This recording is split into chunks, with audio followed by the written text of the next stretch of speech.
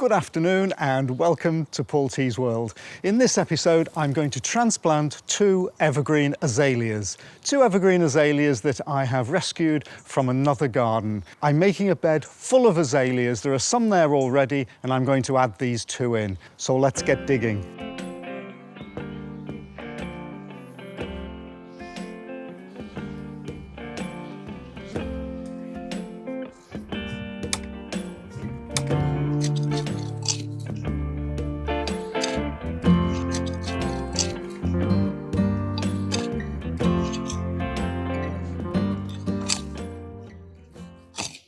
Oh, there's one of these grubs. Now that's a cockchafer grub. Little cockchafer grub. Well, actually, he's a big cockchafer grub. There he is. So on a really warm evening in June, July, they're like little helicopters. So I'm going to put him, or her, of course. They love this sandy soil, so I'm going to dig a little hole and put him in there. Now, I know some people don't like cockchafer grubs, but if I have noticed a difference in the plants, I haven't. And even if I had, so what? You know, we've got to have wildlife in our gardens. We've got to have the insects. We've got to have the things that eat the insects that are eaten by insects, the plants that are pollinated by insects. This is how the world works. And it was working like this probably a million years before I arrived in this garden. And hopefully it'll stay for another million years. And if some of the plants get damaged, so be it. But I think we can see that you can garden while leaving things more or less alone. That doesn't mean I don't take off some of the aphids if I see them, that kind of thing. But in general, it's a wonder of nature. And with this sandy soil, there's a lot of these grubs. And what a thrill to see the cockchafer beetles flying around like little helicopters in a warm evening in the summer. It makes you feel that you and your garden is part of a bigger and wider world. Oh, can you hear that? Oh, the sandstone in this garden. Now, I think I'm going to dig a largish hole here. How big's this? Yeah, it's not too big, but I want it to grow well when you plant something, give it the best start. They're not very... the root ball isn't that big on these ericaceous plants, woodland plants, which is nice. Makes transplanting them easy. It also means that you can give them the goodness they need in the small area that they need to grow. Fabulous. Few roots about, probably from the beech hedge here. Not too many. So I want a hole big enough to put plenty of ericaceous compost in, and what else am I putting in? Ericaceous compost under the leaf mould. Lots of stones in the garden. I don't mind too much, but I do collect them every now and again.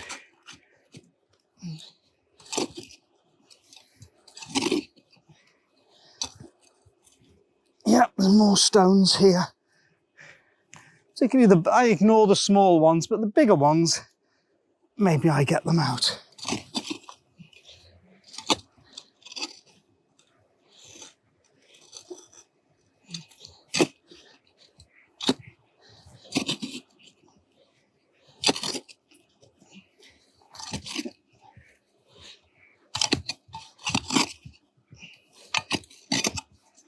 Oh, what's down here? Oh, I was once digging. I used to live in London, and I was digging like this in the garden in London. And it went very solid, about 2 foot down. I wondered what it was. And it was an It was an Anderton shelter. In London, of course, during the Second World War, lots of Anderton shelters were dug and buried in people's back gardens. So when there was an air raid, people could go and shelter in the Anderton shelter. Oh, the other thing I once dug up, again, this was in London, was a butler's sink. There was a butler's sink buried in the garden. So I put succulents in it.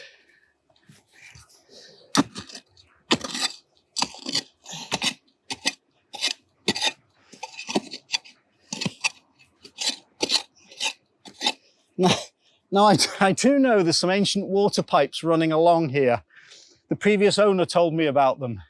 They were breaking up, and he had them, well, he didn't have them removed. He wanted to leave them for old time's sake.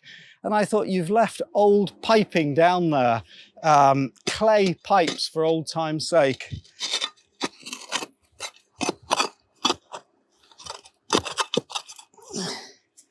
Well, that's sandstone. There we are. If I go another, say, foot down, I'll be on pure sandstone. There we are. Big lumps of sandstone. But we're getting deep enough now. I think we're getting deep enough here.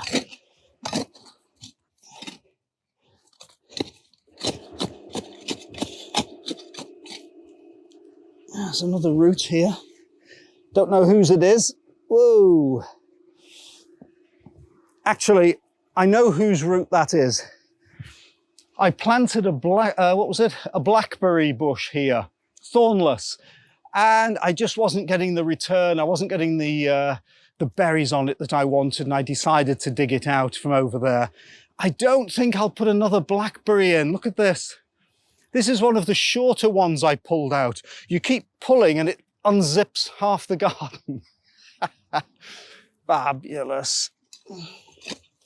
Okay, let's see now how big this root ball is.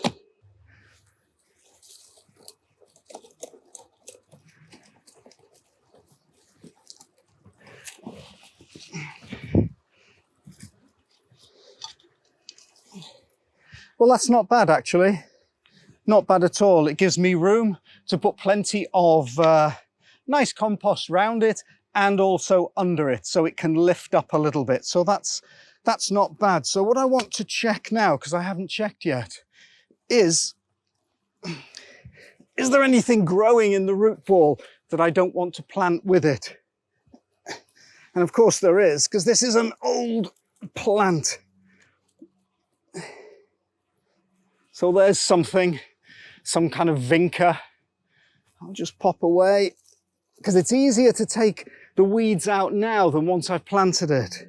And in fact, I could just scrape off some of the top here, because I want it to end up with nice compost on the top anyway.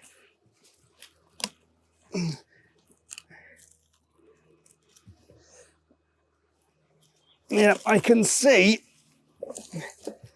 just here. Oh, now that looks like a silver birch.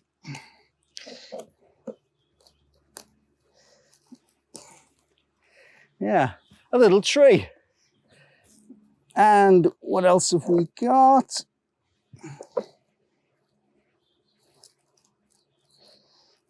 We've got a little bit of grass.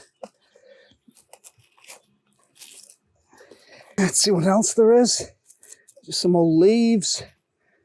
All this round here that looks like azalea leaves. Yeah, not bad really. I thought it would have more weeds than this.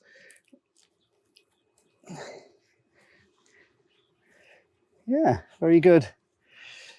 Yeah, not bad. Okay, so you're okay. So what we'll do now, I've got the leaf mould. That's this year's leaf mould that was actual leaves this time last year. And I've got the ericaceous compost here.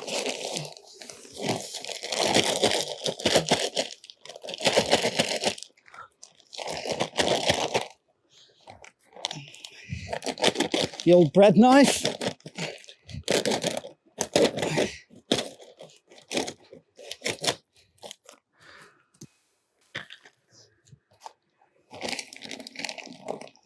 Just put a little bit in there.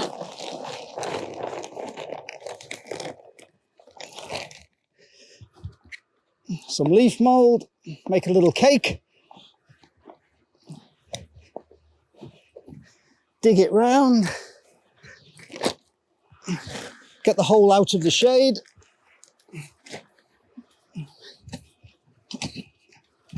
Just mix it up a little bit. I want to mix it up with the soil that is already here because I want the roots not to be shocked. Because if you have really nice compost and then at the edge of that compost it stops abruptly into poor soil, the roots might say, well, I'm not going there. So if you mix it up a little bit, the roots will keep going.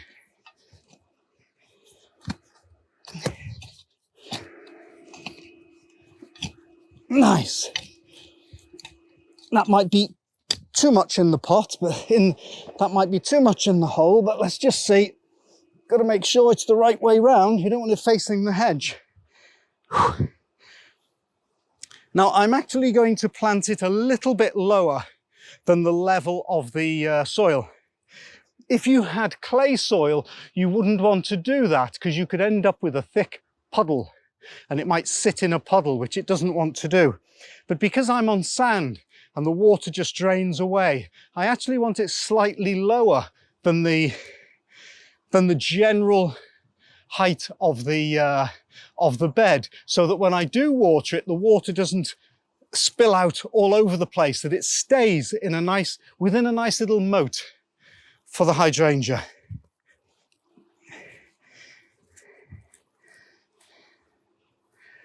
Yeah, I think that's actually okay.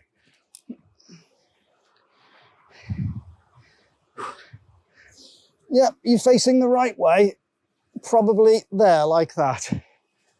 He might then turn like a sail to the wind, a sail to the sun later, but you can do that yourself, can't you? Because I want a nice view from there, so you stay pointing that way if you would. I would appreciate it. So let's just now fill in with some more ericaceous compost and leaf mould.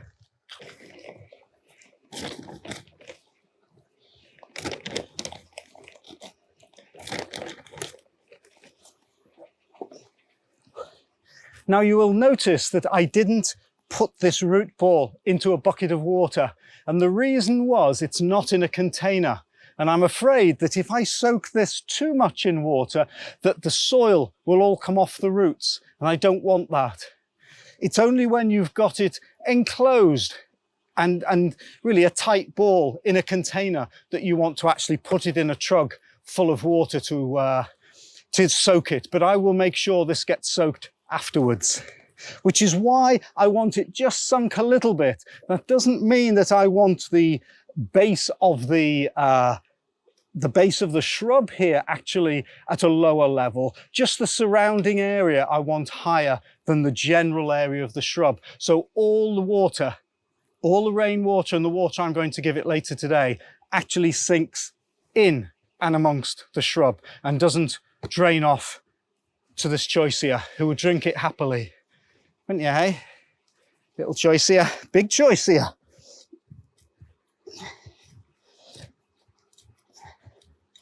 I'll put some leaf mould in as well. This will retain moisture. In the summer, it won't let, when I water it, it won't let all the moisture just drain away into the sand. The leaf mould will hold on to it and the roots will grow into it and through it, which will be nice. It's a lovely sunny day today. What a day for gardening. It's about probably 15 centigrade today. It was a cold morning. It went down. It started off about 6 centigrade. And now in the sun, it's warmed up beautifully. I went this morning to get my flu jab, so I'm sorted out for the flu this winter. I don't know about the other stuff, but that's why I kind of got a nice shirt on. I put my gardening trousers on, and what I do with clothes for gardening is I have a 3-tier system. When I buy clothes, they're my best, and that's what I wear for best. Then when they're getting a little bit worn, they become second best. And then when they're looking rather shabby, they become gardening clothes. And that's what happened with these trousers. Now, this shirt actually really isn't a gardening shirt, but it will be in another year. But I didn't get changed. I could have done this trick again, you know, but didn't work today. So that's got things quite nice. But what I want to do here now is I want to make sure there's no air pockets in there. And one of the ways I'm going to do this is I'm just going to raise it up a little bit and just shake it. She won't mind too much. She knows it's to a good cause. Just to try and get the particles of earth and compost mixed in a little bit down there with the roots. However, once I water, and I will water, it'll look like a lake here, that will force out all the air pockets. So you might see, when you're watering like that, you might see little bubbles come out. That's a good thing. Now, I actually got the garden centre to deliver these. You know, if you buy, I don't know, 4, 5, 6, maybe 10 of these when you're doing a lot of planting, just get your local garden centre to deliver it for you. You don't get your car dirty. You don't have to have muscles like Iron Man. It doesn't really cost much. I think I paid about £4 for delivery, and that was that was 10 or 15 bags of this, and about the same on the normal compost, should we say the general purpose compost. And I'm now getting to the end of this ericaceous compost. So these two will be the last to use it. And then I'll probably order some more. It's good to buy compost and use it. Not quite so good if you buy too much compost and leave it to, well, just leave it over the winter and the summer because it loses its nutrients. And the other thing is if you do open a bag of compost and you leave it at the back of the garden, say behind that wild hedge I've got, it's full of slugs a month later, absolutely full of slugs. So you don't really want compost full of slugs. You don't want to actually do the slugs' job for them and take them to where the plants are. They love that.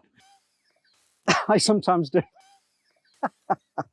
Now, luckily, these ericaceous plants, the woodland plants, they're not bothered by slugs too much. Slugs leave these alone because they're round the corner on the hosta leaves.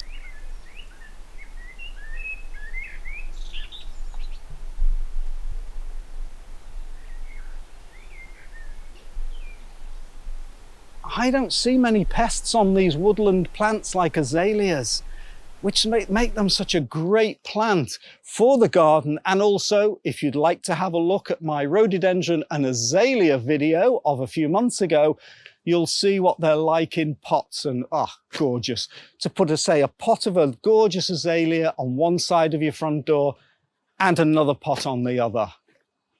Curb appeal. I don't normally talk this much. I'm not a talkative person, as you know. But I seem to like talking to you people all around the world, you lovely people. You watch my videos and then you send me lovely comments. And isn't gardening fantastic? And aren't gardening people fabulous? Gentle, kind, considerate, and encouraging.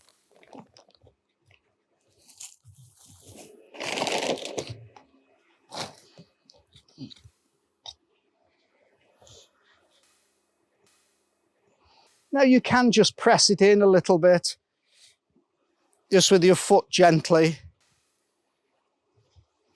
You probably wouldn't want to do this too much if you have clay, because you don't want to compress clay. But I have the advantage here of sand and now compost, and so it's not going to puddle. It's going to be free draining. It is easy, but you do have to keep improving sandy soil. Now, what I'm going to have to do here is build up a little moat, because I can see that this bed does actually run down here. And I can see that when I water this, water will run down here. So I'm going to build a little moat.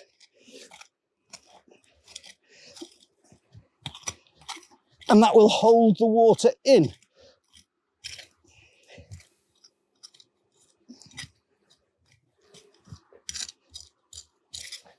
because I want it well watered, well established, which is one of the reasons why we want to plant in autumn, because it won't be hot now. The soil won't dry out, but the soil is warm, particularly my sandy soil, which is one of the first soils to warm up in the spring, which is why we have an early start to the spring. Wet, cold clay can take a lot longer to warm up, so the plants don't respond quite so quickly. Well, I reckon we're just about there. So what I'll do with this later on is give it a good water in this moat. And after a few days, I will just fill the moat in with some more compost. Lovely. Oh, here's an oak leaf. Now, he'll be leaf mould. In 2 years' time, the oak leaves take a lot longer to rot down.